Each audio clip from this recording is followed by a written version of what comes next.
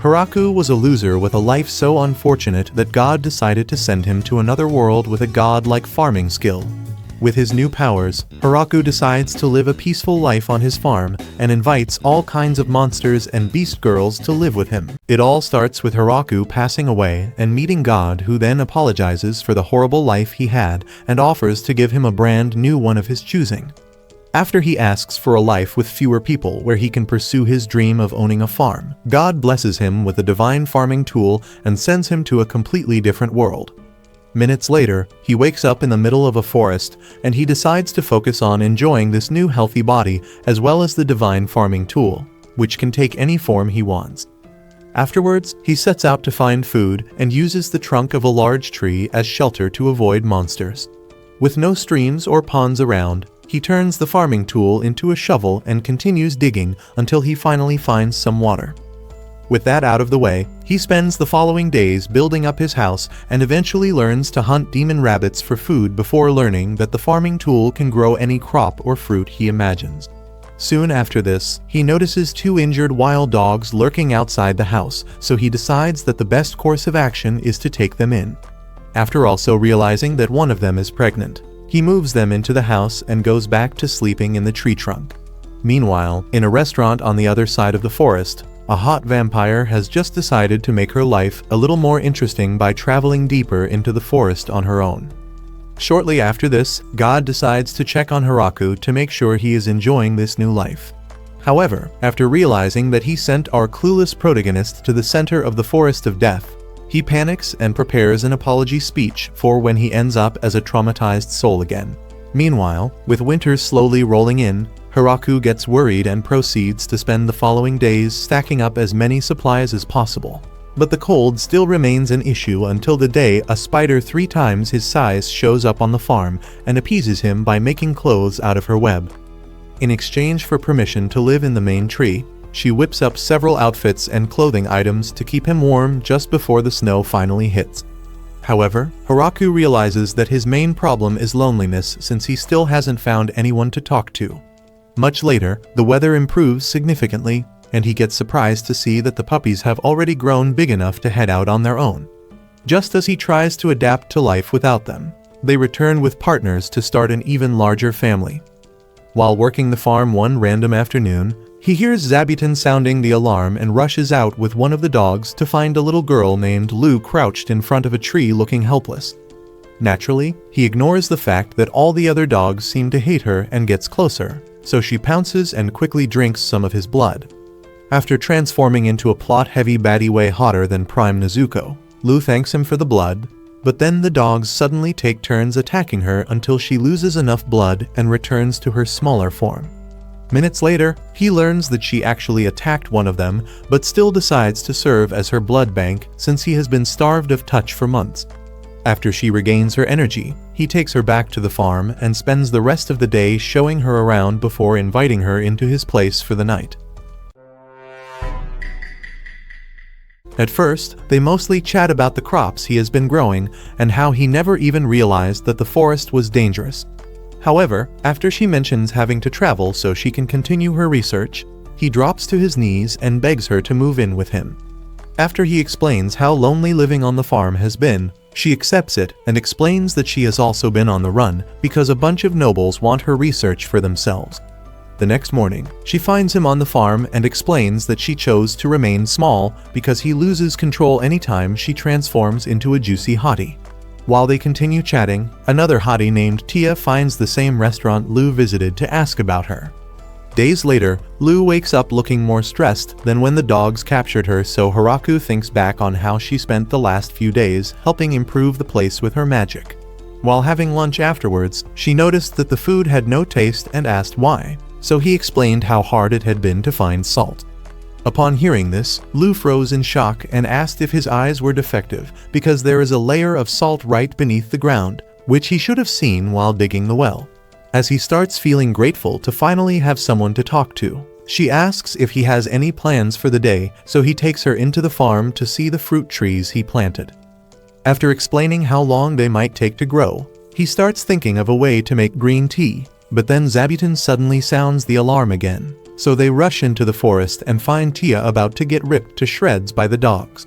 After she begs him for help, he holds the dogs back and helps her up, but after cleaning up her holy melons, she spots Lu trying to sneak off and orders her to surrender. The next moment, she gets attacked by the dogs again, so Hiraku takes her inside the house and gets concerned when they both take a moment to process the trauma Kuro and the other dogs put them through. After minutes of sulking, Tia asks why she is living with Hiraku, so Lu explains that he is actually her husband, but quickly hides her face out of embarrassment. Tia then reintroduces herself by showing off her wings, but when he asks if she actually works close to God, Lu explains that her race is actually just a bunch of low-budget hawk girls who work as bounty hunters. In her case, she was actually sent to capture Lu for destroying a noble's castle, just because she didn't like their demands. When Lu admits that she might have gone overboard with her reaction, Tia gets shocked because she has never been the type to admit being at fault. After saying that the constant beatdowns from Kuro made her humble, Lu offers to show her around the farm and quickly drags her out to see everything they spent the last few days planting. Several minutes later, Tia admits that the farm looks very impressive, but then Lu decides to make her join them for the day's work. She initially tries to avoid it, but after Hiraku cuts up some fresh cabbage for her and explains how good everything tastes, she decides to get her hands a little dirty. A couple hours later, they head back inside, and after trying a strawberry for the first time, Tia tells them that she never expected farm life to be such a good experience. The next moment, Lu tells her to move in with them, and when she tries to say no, Lu starts begging and says she can't handle Hiraku's glizzy on her own anymore. In a matter of days, Tia completely transitions from legendary warrior to a full-blown farm girl. At some point, even Lu admits that she is settling into this new life a lot faster than she expected, but Tia takes it as a compliment and asks Hiraku if they can plant more strawberries. After explaining that just the three of them can't possibly handle more work, he also reminds her that they are the only ones eating the fruits, so she suggests getting more people to live on the farm. While she and Lu start arguing over who does the most work, Hiraku sees that Kuro already has grand puppies, so he decides to build them a new space. Days later, he finishes with a new doghouse on the other side of his house, and after making sure that they love the place, he decides to check on Zabuton's family and sees most of her little ones already flying off to find mates. Just as he tries to figure out a new plan to accommodate all the new spiders as well, Tia tells him that she has to do something important and promises to be back in a few days before taking off. He immediately asks Lu if something happened, but she tells him not to worry about it because Tia always keeps her promises. A couple days later, she returns with 7 elf baddies that would definitely turn a nerd like you into a full-time simp. After Tia introduces them and explains their cruel backstory, Lee begs Hiraku to let them move into the farm as well. He takes a moment to think, but ultimately folds when Tia and Lu dangle their melons right in front of his face. The next moment, they all start working on a new patch of land for the girls to move into, and with Hiraku's help, they gather enough material to build an extra-large mansion so the girls can live together. However, when they finally finish with the construction, Hiraku gets jealous since he still has the tiny hut, but he eventually decides to just use the new skills he learned from them to upgrade it. Days later, Lee and the rest of the elves start putting their blacksmith skills to the test and quickly produce a bunch of cooking utensils as a way of thanking Hiraku for letting them move in. After they explain how difficult it was to travel for multiple centuries without a home or any guy willing to help their species multiply again, he tells them to take the farm as their own while ignoring the fact that they all want to get freaky with him. Later, they use some of the new items to bake bread, and while eating it with Lu, Hiraku suddenly asks if anyone owns the land. She then takes a moment to think before saying that it technically belongs to the Demon Lord. This immediately puts him on edge, but Lu tells him not to worry since he started the entire farm on his own. Several days later, Zabuton captures a large queen bee and hands it over to Hiraku so he can send it back to God. But he decides to spare it since it has already stopped fighting back. Instead of releasing it back into the forest, he goes a step further and creates a new home for the queen bee, so it migrates with its workers in a matter of days to create a new colony. As he takes a look at the nest and wonders if they will be willing to share some honey, Tia shows up to talk but passes out the moment she sees the bees. Much later, Lee finds him staring into an empty reservoir and asks if he has any plans for it. So he explains how he initially intended to channel water from a river nearby and store it so they won't have to climb into the well every day. After further explaining how the long distance made it impossible to do it on his own, she offers to help. So he suggests gathering rocks to build the waterway. She then reminds him that there is no sign of solid rock anywhere in the forest, and after also agreeing that using wood would be a bad idea, he decides to use some of the dirt he dug out as makeshift concrete. She gets confused by this, so he explains the process in detail, and in just a couple of hours, she and the rest of the elves help him build the entire channel. After the reservoir gets filled up, they close the water gate. But then he spots some fishes that came in with the water and gets excited since he had never been able to find fish since he started building the farm. As he tries to get a closer look at them, a demon piranha suddenly jumps to bite his face off, but he quickly chops it into bits and starts a barbecue. Surprisingly, the girls refuse to take a single bite and tell him that they don't eat fish from the forest, so he takes the first bite to make sure it's tasty before fixing them a plate. After they get surprised by the taste and ask for more, he decides to gather more fish for everyone and stores the rest with salt for another day. The following day, he notices that a random patch of land he recently worked on already has rice growing, so he decides to make a whole paddy to grow more. After letting some water in, he asks the girls for help and teaches them how to stomp into the water until it becomes a huge mud bath. They then spend the rest of the day replanting the first batch he found. And after a week, he realizes that it's ripe for harvesting thanks to his almighty farming tool. After days of letting it dry out, they take it all inside and watch as he spends most of the day processing the rice before getting help from Lou to light up the firewood stove. Much later, he stops cooking, so they all get excited, thinking they can finally eat. But he decides to spend another hour mounding it into rice balls before serving Lou and Tia. After noticing that he squeezed some fish into it, they become obsessed with the taste and wipe out the entire platter in seconds before Hiraku even notices. Days later, they all help him with another batch of rice plants, but after leaving the mud pit, they use magic to clean up while Hiraku grabs the nearest rag and wonders if there is an easier way for him to get cleaned up as well. Just then, he remembers what a bath is and decides to build one since they already have water. So he pulls the girls aside to explain the building plan before they spend the rest of the week gathering materials and bringing his dream to life. Just before firing up the bath, Hiraku notices mushrooms growing on one of the logs, but he gets worried since there is no way to differentiate between the good and poisonous ones. After talking to all of them about it and getting even more confused, he decides to smash some of the logs and grow as many mushrooms as possible. That way, they can have more options to test out.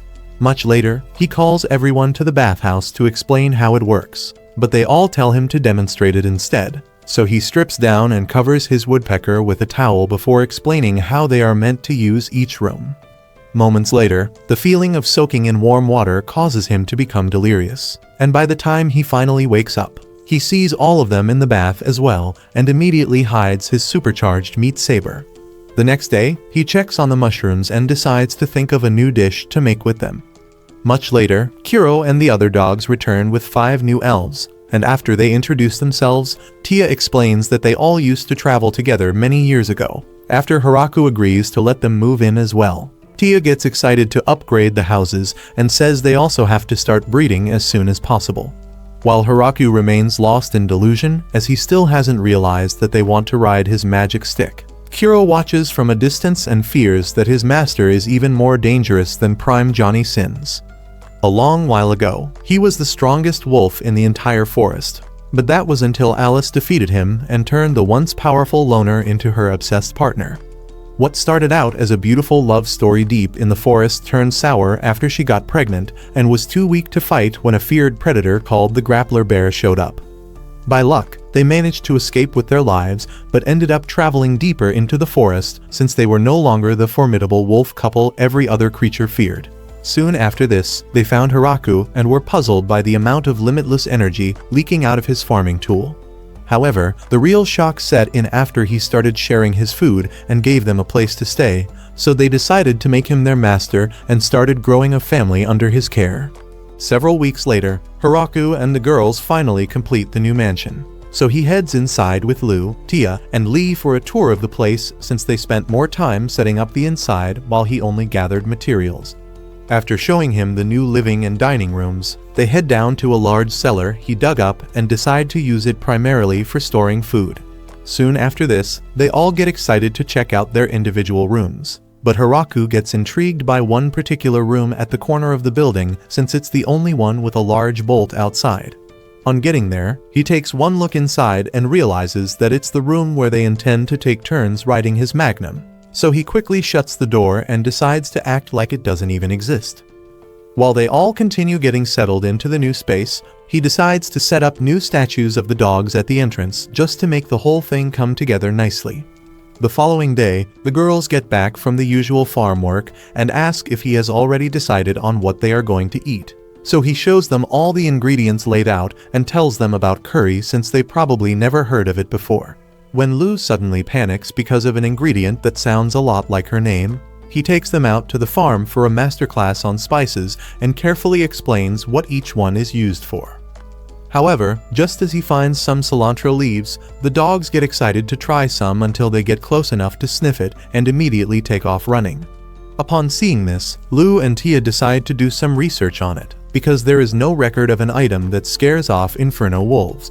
Minutes later, Hiraku finally stops yapping about spices and realizes that they ditched him. So he finishes gathering the rest of the spices before heading back inside to start making the dish. With Lu and Tia off doing cilantro research, he asks Lee for help in the outdoor kitchen since he has to make enough curry to feed everyone. As he then starts guiding her through the entire process, some of the elves join the dogs to enjoy the show from a distance. After hours of cutting and frying, they finally cover up the pot of curry for the final slow boil. But then Hiraku realizes that he never gathered ingredients to make naan. This causes him to panic, but after taking a moment to think, he considers using rice, but ultimately decides to go through the stress of making naan from scratch while the curry boils. He then reminds Lee of the time they made bread and says they are doing the exact same thing, except that they are now going to roll several portions into tortillas and leave them on a hot pan to heat up. Hours later, Tia and Lu return from their research and find almost all the other elves quietly watching as Hiraku and Lee finish preparing the tortillas. A couple minutes after this, they all get seated but refuse to touch the food. So Hiraku takes the first bite as usual and promises that it tastes good. Like all the other times, they remain a little hesitant. But after finding the courage to try a small bite, they all become obsessed and clear out their plates before lining up for seconds. After Lu and Tia scare off the dogs with a plate of curry topped with fresh cilantro, Hiraku sees that they barely left any for him and decides to start taking some out for himself before serving them. Days later, he notices winter slowly creeping towards them and immediately starts stacking the cellar with firewood. After also giving Zabuton some potatoes as payment for more sheets, he asks Tia and Lu for help smoking all their meat so they can have enough food to last until spring. While they both use magic to heat up the meat, the dogs wait patiently for any slip-ups while Hiraku sets up a new storage space to keep the vegetables frozen once the snow starts pouring in. Much later, he sees the girls still using their fire magic and tries his luck with the spell, only to end up looking like Pennywise. Later that night, Lu shows him the most simple version of fire magic and explains that he doesn't even need to use magic to control it. But he refuses to accept that he can ever do it and says he already even tried to summon golems like Tia.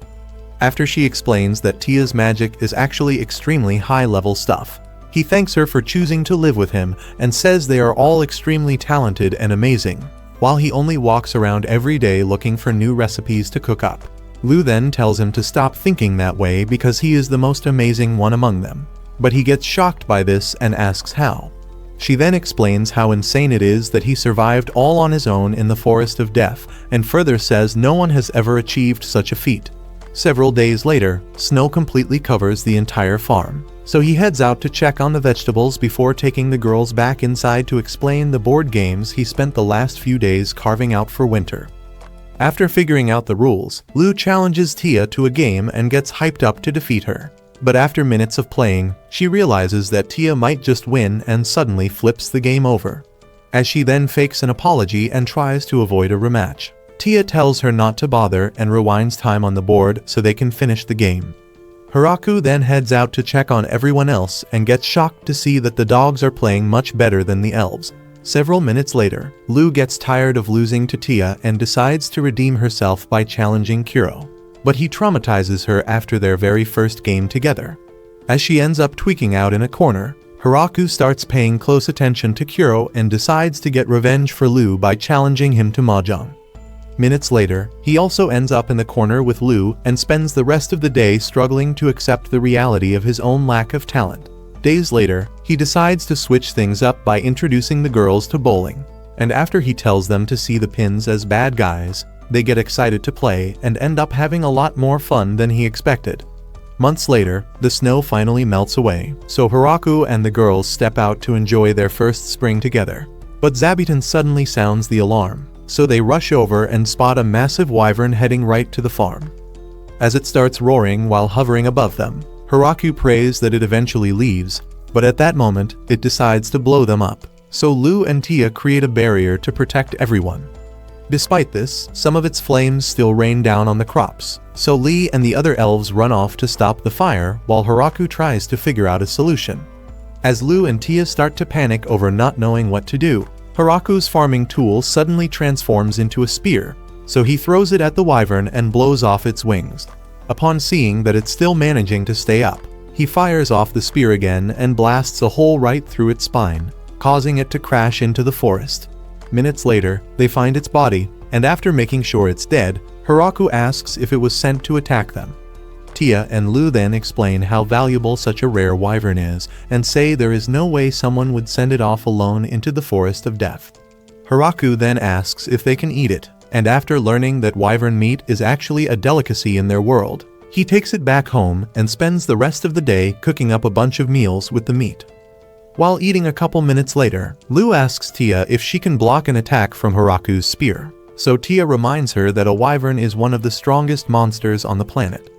In the Demon Lord's castle later that night, 3 of his generals meet up to discuss what happened, and while Beazle tries to figure out a logical solution to the fact that there is something more powerful than a fire-breathing wyvern, the other 2 completely lose it and try to resign just to avoid ever coming into contact with Hiraku.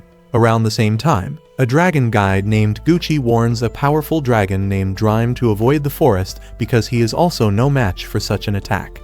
The next day, Hiraku spends some time reminiscing on how good the meat tasted, but realizes that something was missing from the feast, so he decides to make alcohol for the next party. With help from the girls as usual, he harvests all the grapes and builds a stomping chamber so they can crush it while he gathers the juice with drums. Right before they start, he warns them to be careful so they don't slip. But just a couple seconds later, Tia loses her balance and ends up smashing a couple more grapes with her kitty. After helping her up, Tia and the rest of the girls come up with a song to help with their rhythm, and after seeing how fun it looks, Lu forces Hiraku to join them. As they all continue crushing the grapes, God ends up on his knees begging as his daughter, the goddess of agriculture, loses it because of how careless he was with Hiraku's former life. When he reminds her that he is enjoying this new life, she asks if he is talking about the one where he started in the middle of the forest of death with a farming tool that is actually a divine staff way too powerful for an average human. Like that isn't enough, she notices that the statue Hiraku made for her looks like an old geezer about to give up on life. So she continues yelling at the Almighty while Hiraku and the girls pour all the grape juice into the drums so they can ferment properly. The next day, Zabuton sounds the alarm again, but this time it ends up being another vampire who turns out to be Flora, Lu's younger sister. After they take her back inside and get her cleaned up, she explains that she started looking for Lu after the bounty was placed on her head. She then asks why her sister is married to a nerd farmer, but after Lu and Tia explain just how powerful Hiraku is, she drops to her knees to give our boy the respect he deserves. Later on, Hiraku treats her to one of his special recipes, and after eating, she takes a look around and decides to move in with them.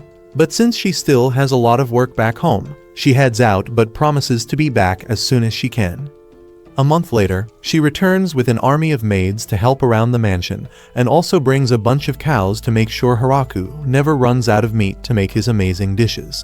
However, this causes Tia to realize that she is the only one without family members in their rapidly growing settlement, so she flies off to fix that.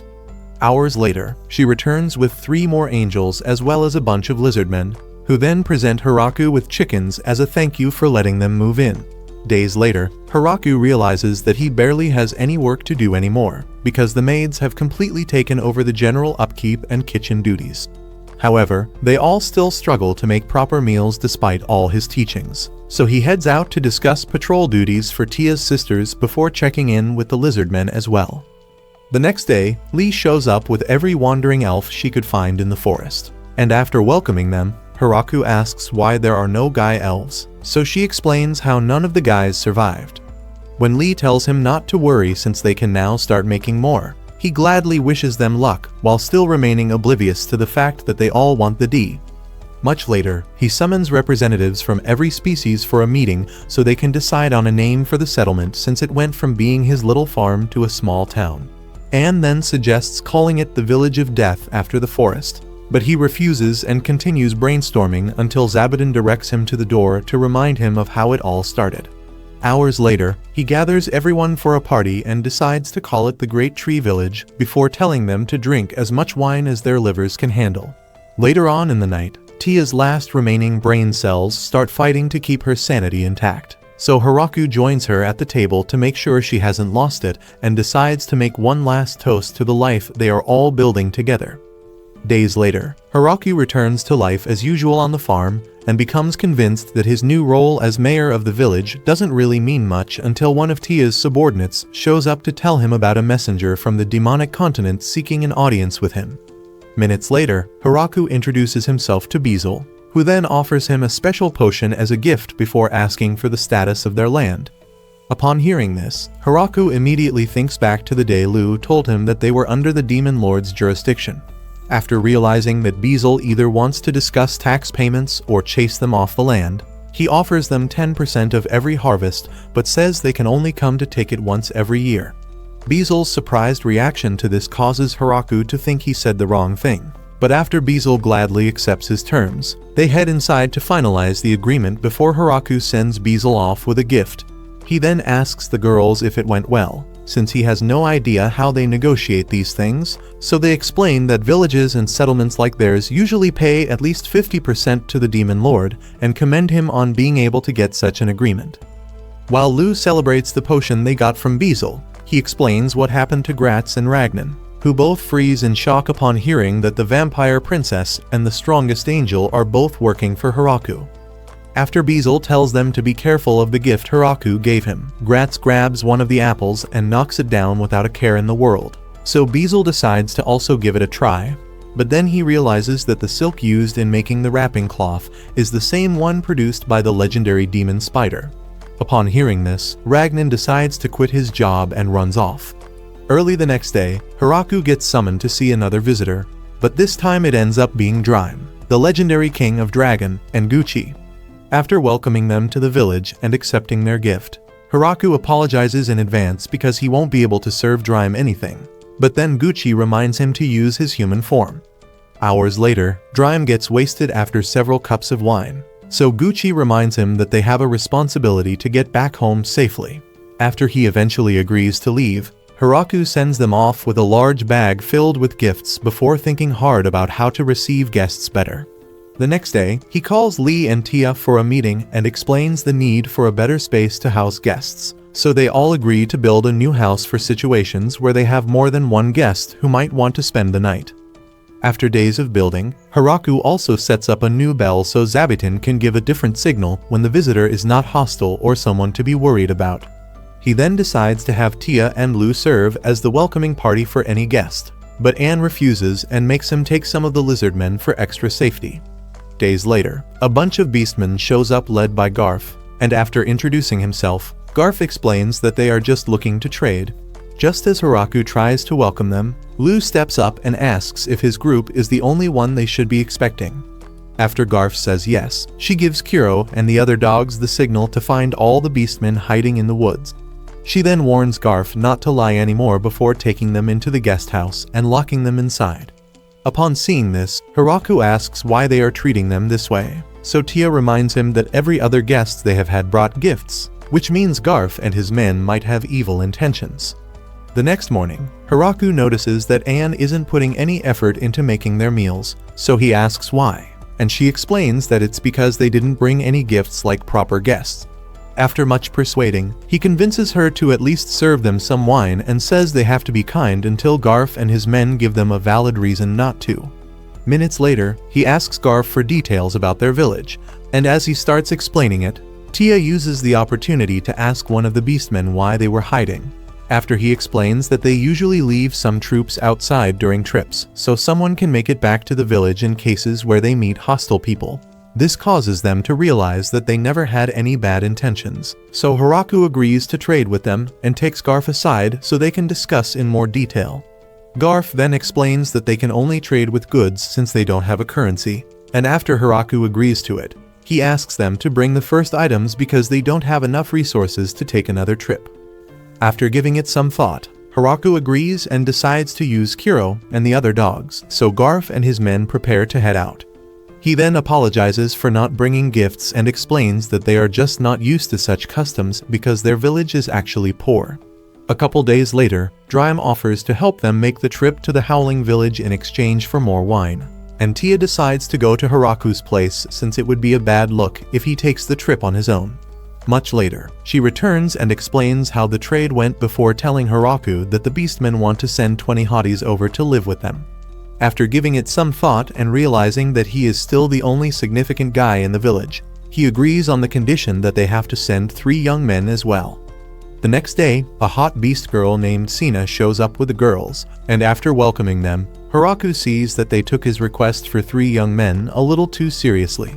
In an abnormal turn of events, the elves start counting how long it will take for the little beastmen to grow magnums big enough to handle them. Shortly after this, Hiraku realizes that Sina and the other beast girls expected to be treated harshly because of all the rumors of his strength, so he asks Anne to make sure they enjoy the best of the village. Despite this, they still faint at the first sight of Zabuton and Kuro, so Hiraku decides to let them adjust in their own time. Days later, Sina uses magic to stop one of the boys from face planting into the ground, but this surprises Hiraku since he never knew that they could use magic.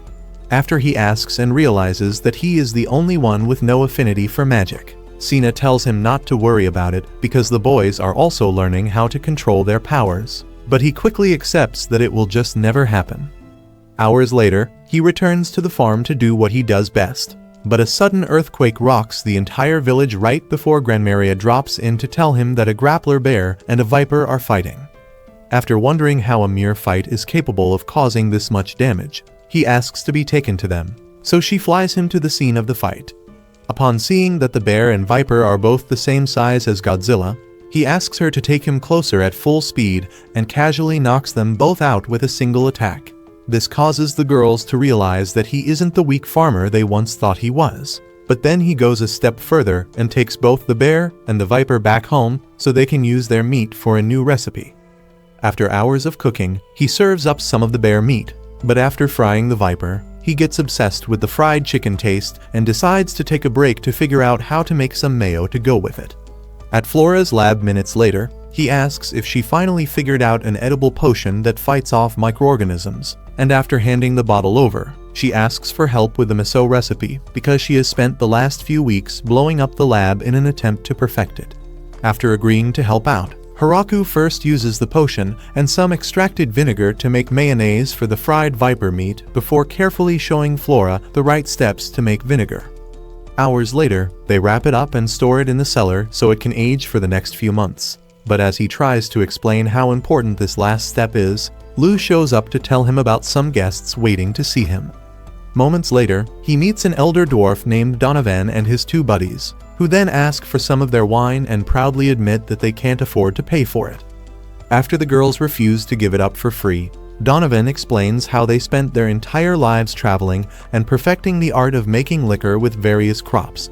He then offers to turn every fruit and crop they have into the most exquisite liquor on the planet, and the girls excitedly agree to this. So Hiraku spends the following days in student mode as he carefully watches every step and realizes that he is actually a lightweight. Days later, they decide to throw a party to properly welcome the elves and beastmen to the village. While Drime loses his senses to the booze, Hiraku realizes that he finally has men in the village, so he asks Donovan if he finds any of the girls attractive. To his greatest shock, Donovan admits to being a zesty freak who likes his men hairy. So Hiraku decides to drink until he forgets their entire conversation. On his way to the farm days later, he spots a powerful dragon heading straight to the village and prepares to attack. But Drime suddenly rams into it. The next moment, another dragon starts heading towards them, so Hiraku fires off the spear, but the dragon somehow manages to dodge at the last second. Hiraku then prepares to attack it again, but Gucci shows up to stop him and says they are not hostile. A couple of minutes later, he introduces Latticemoon and Graphaloon, Drime's daughter and wife, who then apologize for almost burning down the village in a fit of rage. It turns out that Drime's constant sneaking out had made them both suspect that he was cheating on the family, and the fact that Hiraku built a whole house for him to spend the night definitely didn't help matters. However, after Drime explains that he was just sneaking out to drink, they both apologize to Hiraku again, so he heads back inside to work on the farm. Drime then asks Graphaloon if she finally understands why he spends so much time building a relationship with Hiraku, because he is the only one strong enough to rival their power. After explaining that she only dodged his attack because Zabuton pulled her away, Graphaloon tells Latticemoon to move into the village and get closer to Hiraku so they won't ever have to worry about Hiraku turning on them. Days later, Latticemoon moves into the village and immediately asks to join the girls on the farm. But after she spends most of the day blowing up the crops with her unstable powers, Tia tells Hiraku to consider giving her a different job because even the animals are terrified of her. After remembering that dragons are actually the most terrifying monsters on the planet, he puts Latticemoon in charge of diplomatic relations. When Beazle shows up for the usual fruit request days later, she welcomes him and decides to personally handle his request. However, throughout their entire conversation, Beazle's nuts start to shrivel in fear as her terrifying aura completely overwhelms him. Later that night, he tells Ragnan and Gratz that they have to send a spy to the village to figure out just how strong they all are. The next day, he summons his daughter Florum and tells her to handle the mission, so she promises to do her best and immediately heads out to survey the village.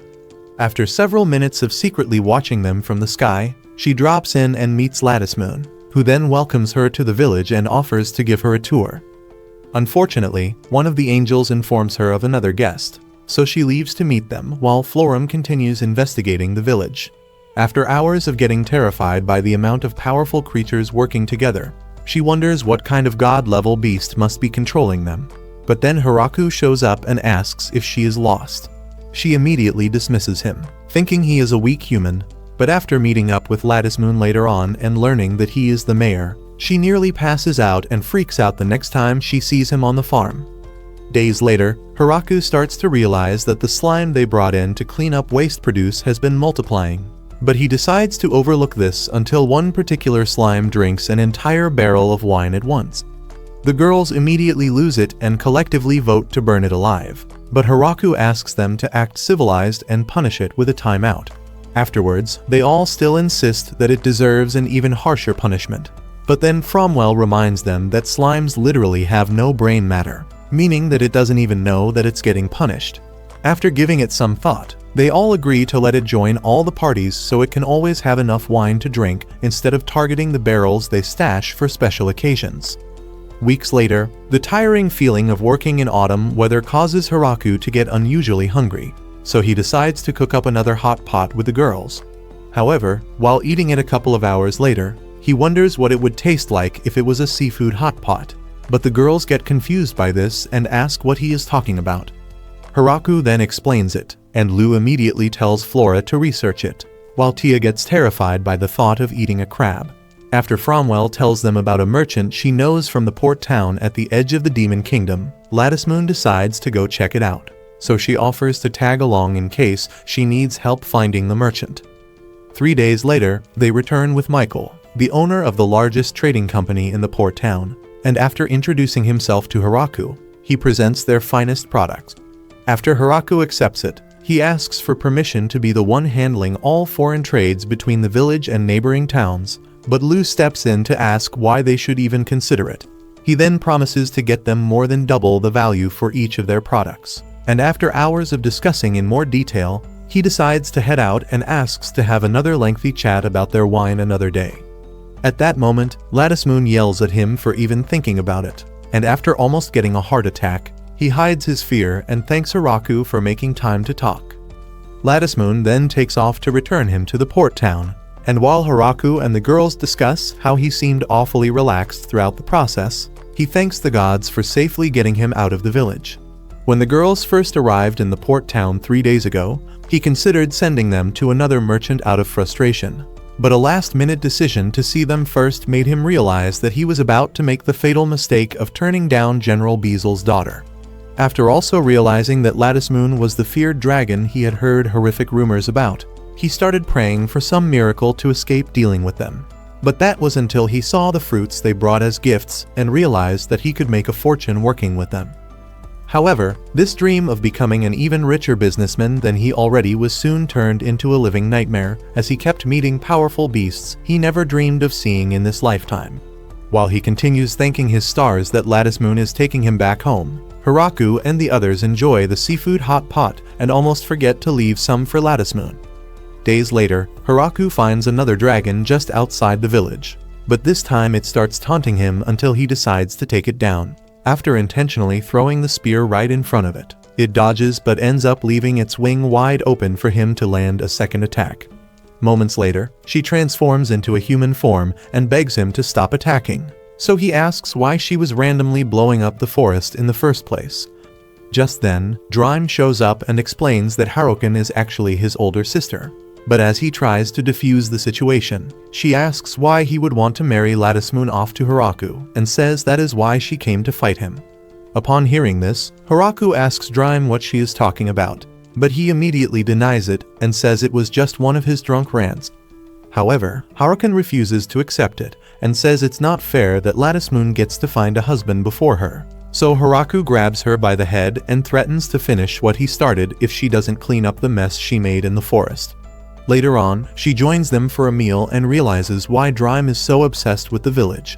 But then she challenges Haraku to one of their board games and decides to add a bet to it. After Haraku jokes about playing strip mahjong, Lattice Moon also decides to join them, and Haraku soon regrets ever bringing it up, because after just a couple of minutes of playing, they beat him, so he ends up showing everyone his magic stick. Meanwhile, Beazel and Gratz have just received word that Harukan is in the village, so they ask Demon King Galgardo for the next course of action. But he barely hears their questions and asks for help figuring out why his daughter won't speak to him. Days later, Haraku finally gets Harukan to agree to become a teacher for the little one and feels relieved because they all spent the past few days looking for a way to make her useful since she decided to move into the village. Shortly after this, 3 hot lamias show up to ask for help because some of the younger wolves destroyed their home. So Haraku offers them some of the best fruits in exchange for their mind jewels before offering to trade with them whenever they want. Before they leave, he makes one last request and makes them wear melon wraps because he found it difficult to focus when they first showed up. Afterwards, he suggests increasing their farmland since there are a lot more inhabitants in the village and people seeking to trade. Hours later, 3 demon chicks tell Princess Yuri about the expansion, so she becomes convinced that Haraku has bad intentions for Fromwell and decides to save her. A couple nights later, Beazel shows up in Florum's office to chat, but she tells him not to bother because she is way too busy, until he mentions Princess Yuri's plan to wage war against the village and save her. Florum immediately asks if the princess has started taking crack, so he explains how Rosalind, Roju, and Clackass have been feeding her with lies about the village. After she asks if they haven't been reading the reports she sent about the village's military power, Beazel further explains that they now think she is being forced to write all those things because it makes no sense for a farming village to have so many powerful creatures living in it. He then begs her to find a way to stop Yuri's invasion that wouldn't lead to the destruction of the demonic kingdom, because the Demon King has been too busy obsessing over how to please Yuri to do anything about her psychotic plans. The next day, Yuri's army of 300 demon soldiers end up begging for dear life when the Lamias block their path and almost crush them with trees. Barely a couple minutes later, Florum introduces the girls to Hiraku as new migrants looking for a place to stay, and when he asks why they all appear terrified for some reason, she tells him not to worry about that as she already has plans to turn them into useful members of society in no time. He then asks why on earth Yuri is on a floating throne with no one to carry it, but Florum tells him to ignore it and treat her like every other stagehand. So he decides to head out and tells her to give them a tour of the village. As soon as he leaves, Florum tells the girls to be on their best behavior and keep their little attack secret from everyone else in the village. She then tells them not to expect any kind of special treatment because they might get fed to Kiro and the other dogs if Tia and Lu figure out who they really are. After they agree to this, she proceeds with the tour and shows them fruits grown in the village. The wannabe Powerpuff Girls nearly blow their cover because, instead of simply enjoying their apples like Yuri, they start discussing ways to take over the village right in front of Lee. Later on, the three of them come up with the brilliant idea to escape from the village and return to life in the demon capital without paying for their crimes. However, after getting caught by Kiro's pack and Zabidon twice, they give up and decide to completely accept that working as town hall girls is now going to be their new life. Days later, Florum takes Yuri out to play with some of the puppies, and after throwing a disc to distract them, she apologizes for ever trying to wage war on the village and says she just didn't realize how peaceful such a powerful settlement could be.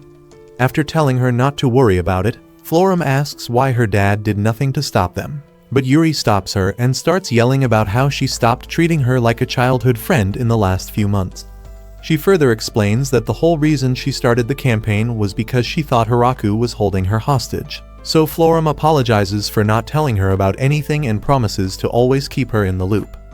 Hours later, Hiraku and Florum see that the three musketeers are actually enjoying their new life as Florum's assistants. And as they enjoy the view, Lu shows up and says she has been stressed out all day because her transformation magic hasn't been working like it should. Several days later, Yuri decides to get even more involved with work on the farm. So the girls try to remind her that she is still royalty, only to end up being forced to work as well. Shortly after this, she decides to head back home and thanks Hiraku for his hospitality before asking Rosalind and the others why they haven't packed up yet. After they explain that there is still a lot of work to be done on the farm, she decides to let them stay but tells Florum to come pay her a visit whenever she gets the chance. A couple days later, Galgardo calls Beezle to the throne room to talk about Yuri because she completely changed after returning from the trip and barely tries to have their usual tea party dates. Beezle then tells him that she probably learned a lot about being responsible in the village. But Galgardo suddenly loses it and says a man is definitely responsible for her sudden change in character. After Beezle tells him that crashing out over something so trivial will only make her hate him even more, he cools off and decides to listen to advice for the first time in his entire life. Meanwhile, Hiraku and the girls have just finished packing up every crop they could harvest for storage ahead of winter. But then they realize that there is a lot more food than they can handle, so Hiraku decides to give some away. Harukin then suggests taking some to her parents in the north, and after Tia realizes that she is talking about the Dragon Emperor and his wife, Lattice Moon offers to handle the rest of the deliveries. The next day, she sets out with all the spare food items and drops some off for Drime before getting to the port town to see Michael, who then asks for help defeating a sea monster that has been affecting business. Harukin also heads out to deliver some of the food to her parents, and on the way back she finds a group of dark elves stranded in the woods, so she takes them back to see Hiraku. After Ya introduces herself and explains how they could no longer find food and survive in the mountains, Hiraku gives them permission to live in the village, and she immediately offers to handle all the hunting for them in exchange. However, after trying to set up multiple traps and almost getting sent to Elf Heaven, she admits her weakness to Hiraku and offers to do anything else, but he tells her not to worry. She then notices the pot he is trying to make and asks about it, so he tries to explain the process while baking it, but it suddenly cracks. He then tells her that they don't have enough clay to make a proper one, so she offers to do that instead since she already spent years mastering the lay of the land. Days later, Lee and her sisters find a dungeon deep in the forest and decide to go explore it, but Hiraku gets worried and decides to send the wolves with them for safety.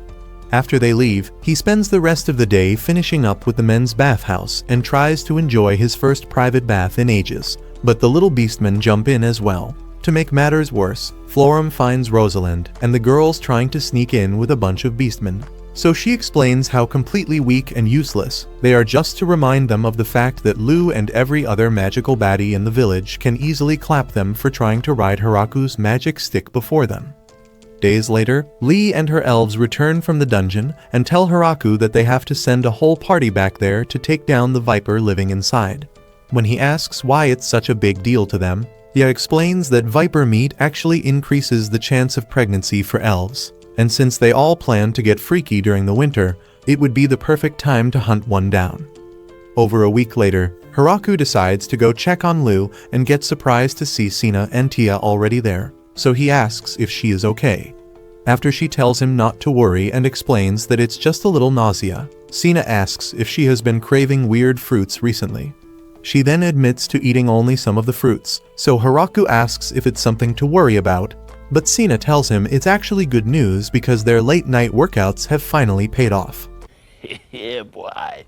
Months later, Hiraku wakes up for another regular day on the farm. Except that this time, Lou also comes out with a bump the same size as Jupiter, so he asks if she is okay.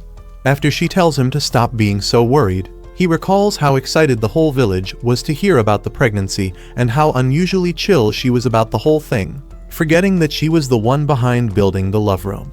A couple minutes after talking to her, he enters the kitchen to check on Anne and the other maids, because they recently started getting up without proper rest just to make sure they wake up before him. After he checks on their progress with breakfast, she reports the wine-obsessed slime from before because he snuck into the cellar and finished an entire barrel again. But Hiraku reminds her that they intentionally started leaving out a barrel so it won't find the main stash of wine. Shortly after this, she and the other maids serve breakfast to Hiraku and the top representatives of every species because they can no longer fit everyone into the dining hall. After they all eat and make reports on a bunch of different stuff happening in the village, everyone else shows up for breakfast as well, but Harukan misses the entire thing because of her abnormal sleep schedule. Later, Gran Maria shows up to give Hiraku a report on the monster bunnies that tried to sneak in the previous day and how Kiro's puppies handled business. Hiraku then tells her to be excited because that means they get more meat, but the serious look on her face causes him to realize that they take their jobs a little too seriously. However, as soon as they clock out, they become the human version of sloths and even force the lizardmen to do their laundry just so they can sleep around until it's time for a fight. After having breakfast, Hiraku heads out to work on the farm and starts by looking out for the tiny black creatures that usually eat all the leaves.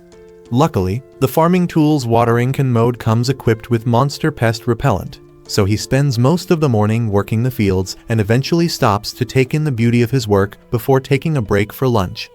At first, all the girls were shocked by the fact that they got to eat 3 times in a single day, so it took a while to make it a regular thing. The elves were especially surprised by this since they rarely got to enjoy having a single meal every day. While they were mostly shocked by the constant food supply, Sina and the Beast Girls became scared that Hiraku wanted to kick them out of the village because they had never heard of a 3-course meal while living like peasants. After lunch, Hiraku returns to the farm and decides to start planting flowers to give the village a little more color. Shortly after this, he spends a little time carving out new stuff for the girls to enjoy and eventually finds them all training hard to burn off the extra pounds from eating so much food. In an attempt to avoid feeling left out, he decides to join them, but after just a few minutes of training, he stops to catch his breath and decides to focus on using his only party trick. Hours later, Anne presents him with the latest addition to the dinner menu, and after taking a look at it, he tells her to stick to cooking edible food, but she tells him that they all have to eat it regardless of how awful it tastes. As everyone else shows up for dinner, Fromwell shows him a letter from Yuri asking for more fruits and clothes from Zabuton. After a couple more minutes of poisoning himself, he heads into the bath to get cleaned up and finally enjoys the peace and quiet he has been craving. On the way back into his house later on, he notices that they are all secretly stalking him and decides to pretend like his eyes don't work. However, once inside his room, he realizes that they are still watching and acts like he is in trouble just to blow their cover. The next day, he decides to spend time with the dwarves, expecting to find them half drunk while making more wine, but as it turns out, they take their jobs even more seriously than the angels. After explaining that none of them take a sip of booze while working, Donovan asks for triple the size of their current grape harvest, so he heads to the farm to figure out a solution. Just then, Sina shows up to tell him about a strange man who just showed up in the village. So he rushes over to the great tree and wonders how he made it past Zabuton and the angels. After Lou shows up and recognizes him, Vargreif excitedly greets her before heading inside with Hiraku for a chat. As he starts explaining how excited he was to hear that little Lou is pregnant, Hiraku asks who he is, so she explains that he is like the grandfather of all vampires. Vargreif then explains that he initially planned to just take a look around the village and leave. But the statue of God drew him in because they actually met right before he was born.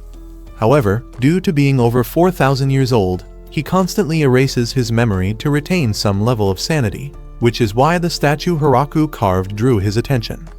After explaining how he has spent years trying to get a perfect statue like the one outside, he begs Hiraku for it and promises to pay whatever he asks. But Hiraku refuses and offers to make him a new one instead. Days later, Vargreif wraps up his new statue and asks Hiraku if he is really sure about not taking any payments, and after Hiraku insists that it's no problem, he wishes them luck with the pregnancy and heads out. Shortly after this, he arrives at the central church and catches up with the abbot in charge before swapping out their old god statue for the new one.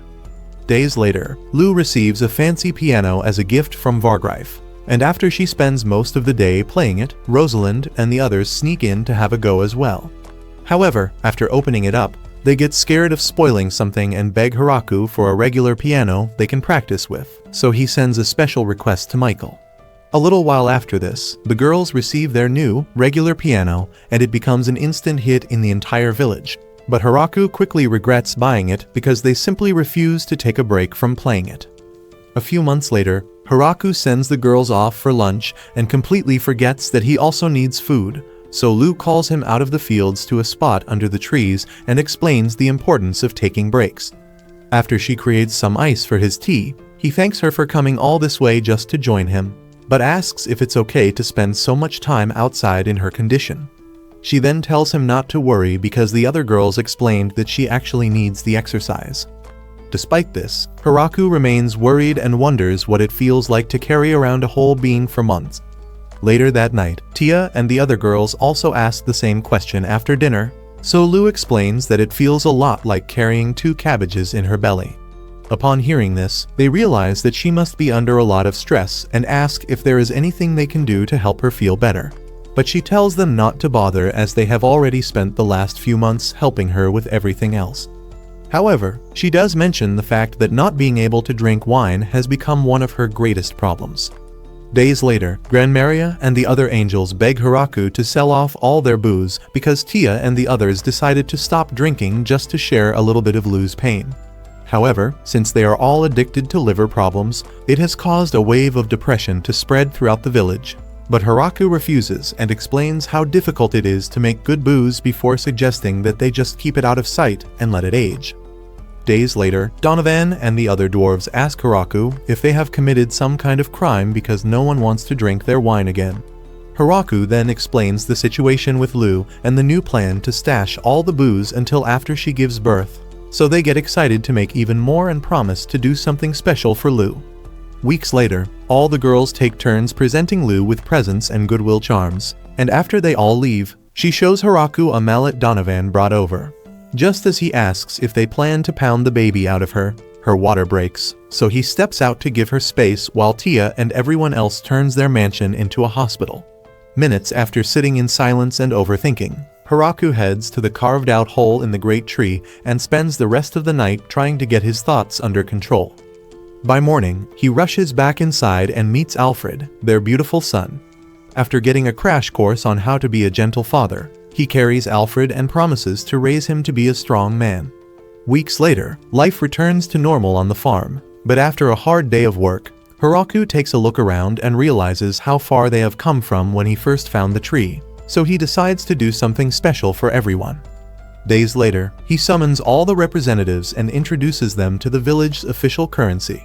They get confused by the sudden need for it, so he reminds them that they now produce way more crops and items than before. Since everyone places a different value on the items they trade, exchanging goods is no longer a good way to conduct business, so he explains that they will measure value using the coins.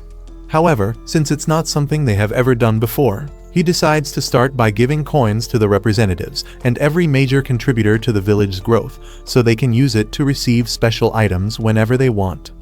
Soon enough, they all get the hang of things and start using the coins as local currency. But things almost turn sour when a little beast girl tries to pay Hiraku for a pregnancy. Luckily, he decides to let them rent him out for a day instead. Weeks later, he gathers the entire village for a late-night party since they haven't celebrated Alfred's birth. And after they all immediately start drinking every drop of booze they can find, Donovan rolls out a special barrel of wine and explains that the mallet was made so they could be the ones to break it. However, after they both crack it open, he realizes that Lou still isn't drinking and asks if there is another Alfred on the way. But she explains that she still can't drink any because Alfred needs the healthiest version of her milkers to grow. After giving it some thought, Donovan decides to save some of the wine so they can all drink it together when Alfred gets old enough. In the demon capital the next day, Beazle, Gratz, and Ragnan finally agree that the best course of action is to build an amazing relationship with the Great Tree Village. But after Beazle suggests sending one of their girls there to get married, Galgardo loses it and tells them to forget about ever getting Yuri married to anyone. Meanwhile, Michael sends his best men to prepare gifts for Hiraku and Yu to congratulate them and ensure their relationship grows even stronger. Back in the village, Tia, Florum, and Flora take Hiraku back inside to discuss new citizens because they each ran into over 100 people of different species all eager to join the village. After giving it some thought, Hiraku suggests creating a second village because they can no longer contain everyone, but he gets shocked by how quickly they accept it. So he reminds them that it took years to build up to their current level. Despite this, they all agree to go ahead with construction, and say that they can't turn down anyone when he showed them such kindness by letting them move in without expecting anything in return. Since Lou ended up being the first to get knocked up, will the elves still try to freaky with Hiraku, or will they settle for the little beast boys? Thanks for watching. Comment Part 2 to find out what happens next. And don't forget to turn on post notifications after subscribing to make sure you never miss any of our videos.